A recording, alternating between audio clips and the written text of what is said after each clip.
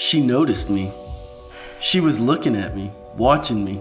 I would see her noticing my frame, my hair, my eyes. Every time I directed people or carried things. Even as I walked through the room, I could feel her watching me, gazing even. And it's not that I didn't notice her. She was amazing. Powerful, beautiful, wealthy. She was everything any man would want. And she wanted me. Oh man, it felt good to be wanted. And she said just the right things at just the right time. Seduction from this powerful woman, I could never have imagined that it would lead to this.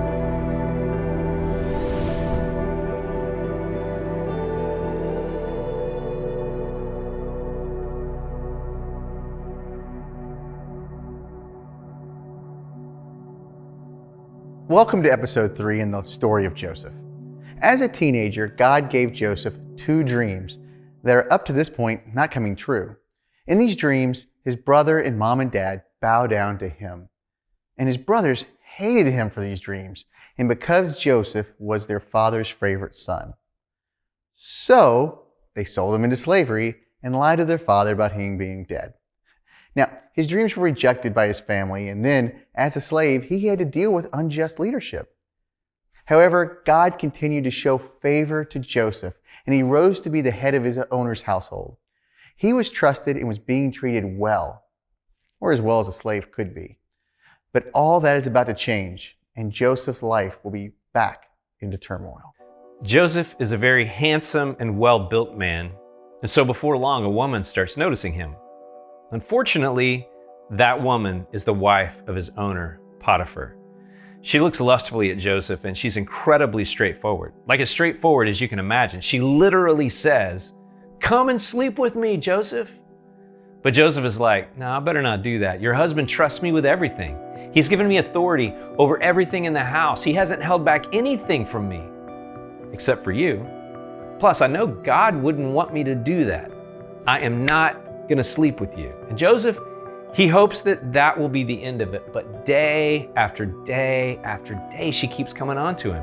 She pressures him. I can only imagine what she's wearing when she sees him. She finds him every single day and says to him, "Come and sleep with me. Come on, Joseph.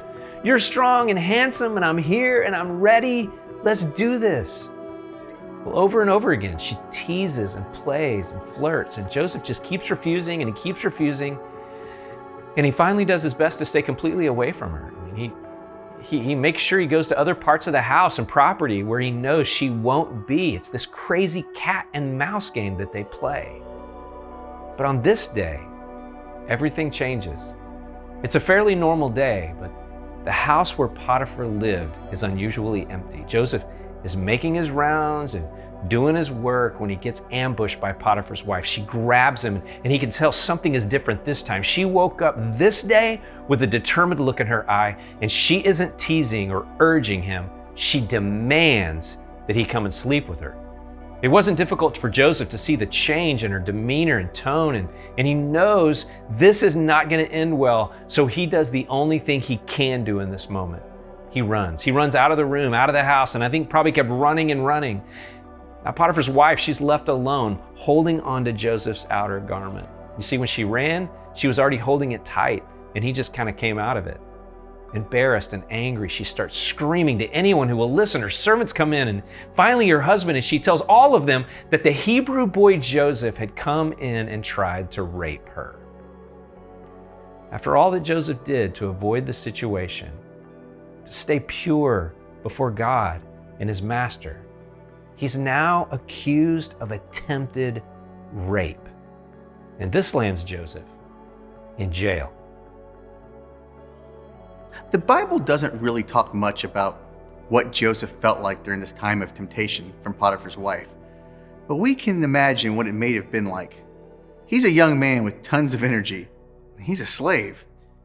He's got this older, powerful, beautiful woman really looking at him and offering herself up to him to almost be his slave in a way. That had to be tempting. She could have given anything he ever wanted. Maybe she was the answer to these dreams he had back home in Canaan. She could have given him the keys to the kingdom, and make him feel like the most important person in the world.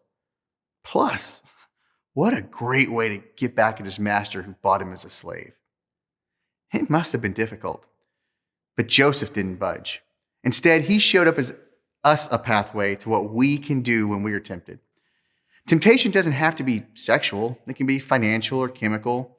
You may be tempted to give up or lay down when you need to keep going or keep fighting. Maybe your temptation is to keep going back to that emotionally draining relationship or running away from a relationship you need to hang on to. We all have temptations that pull us away from God's best dream for our lives. Whatever your temptation might be, whatever my temptation might be, we can look to Joseph and his fight against temptation to see how we can win in our fight against temptation. First, remember whose you are. Joseph was his master's and God's. In Genesis 39:9, where this part of the story takes place, Joseph told Potiphar's wife, "No one is greater in this house than I am. My master has withheld nothing from me except for you, because you are his wife. How then can I do such a wicked thing and sin against God?" Joseph was acknowledging he was still owned. And we, as Christ followers, are also owned.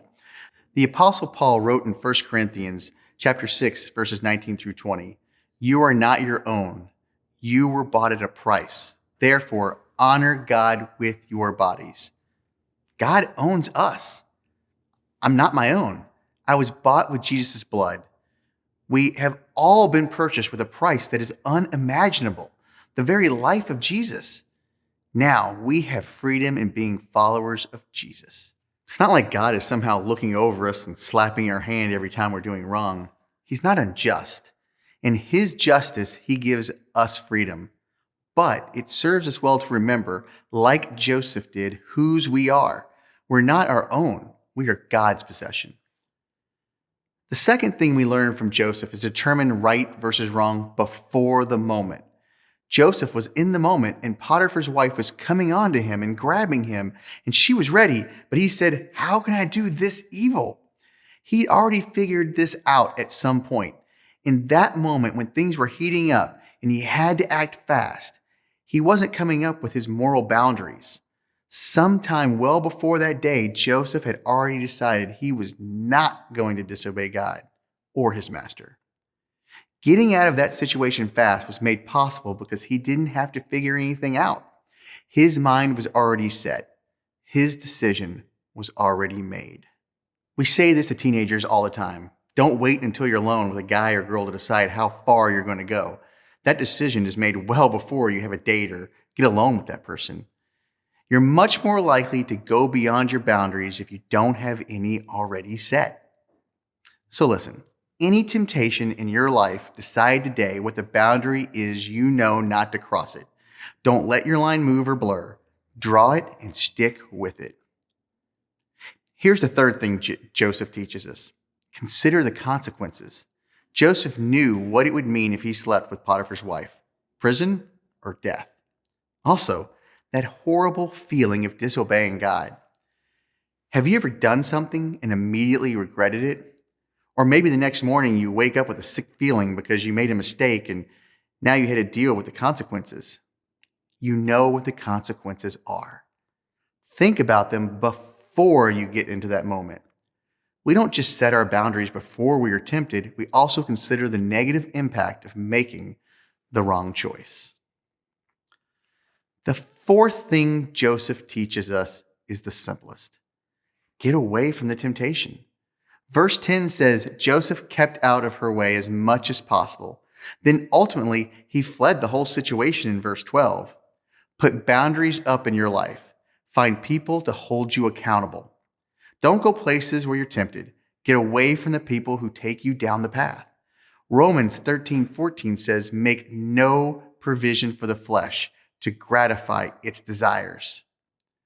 Look, this is the most straightforward thing. If you are struggling with drinking, don't go to places where there's alcohol. If you're struggling with porn, get rid of all your streaming services and cable and get software and apps to block these bad sites. If your temptation is sex with someone outside of your marriage, don't be alone with them in private places. These are not necessarily the long-term fix for your temptations, but they are a step that can keep you pure while God works on changing your heart. Joseph was right to run here. We need to learn to run also. The fifth thing we can learn from Joseph is to stay consistent. Verse 10 says that day after day she came after him. He never wavered. He had to say no every day, over and over again. The temptation stayed, and so did his resolve. James chapter 1, verses 12 through 16 say, "Blessed is the man who remains steadfast under trial, for when he has stood the test, he will receive the crown of life, which God has promised to those who love him." Life is hard. Temptations are difficult, and they come from us over and over, day after day sometimes. And that's why God's word says that every day we have to wake up and put on our armor. We know this. Every day we have to show up and be ready to fight. Last, and definitely not least, Joseph taught us to lean on God for help. Hebrews 2:18 says, "For because Jesus himself has suffered when tempted, he is able to help those who are being tempted." See, listen to this again. Jesus himself was tempted.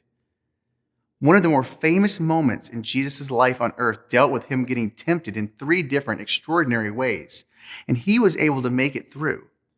And I encourage you to study this passage from Luke 4, 1 through 13. But here's what this means. The fact that Jesus lived here on earth and suffered and was tempted like us makes it possible for him to be there to help us. He has lived as man and understands the trials we go through. Jesus is there to help you. Avoiding temptation may not have kept Joseph out of earthly trouble, but he was able to stay true to who he was and keeps his eyes on what matters most, God. Now, it may seem that being thrown in jail for a crime he didn't commit would be the lowest point in Joseph's story. But I think it's even worse than that, because the only thing worse than feeling like there's no hope is to actually have some hope, only to have it snatched away. More on that in our next episode when we see how Joseph was able to deal with a dead dream.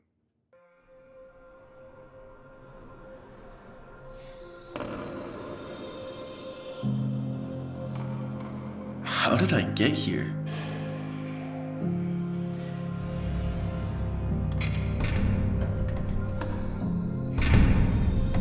I thought I did all the right things. I thought I was faithful. So why hasn't my dream come true? It felt real, and I thought it was from you. Instead, I'm here. Where are you? What am I supposed to do now? Just sit here?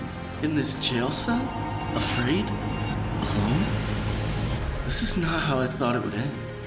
I hate this place. I hate everything about this place. I never thought I would end up here, considering how it all started. Are you here, God? Do you have a plan? I can't forget the dream. I won't forget the dream. No one is bowing to me now, but surely God is here. Surely He has a plan.